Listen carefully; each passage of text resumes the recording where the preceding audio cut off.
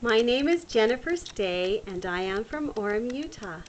I am a wife and a mother of 5 and a grandmother of 8, with 2 more on the way. As my family becomes larger and the world more troublesome, the more it seems I consume myself with fear and doubt.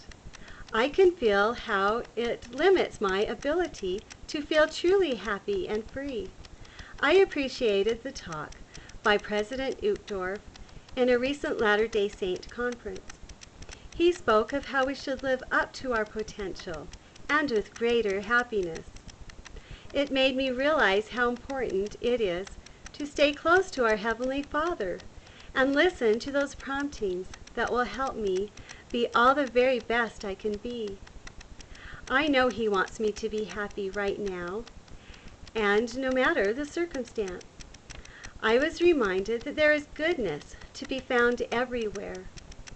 I want to follow the example of our Savior, who walked in hope and righteousness.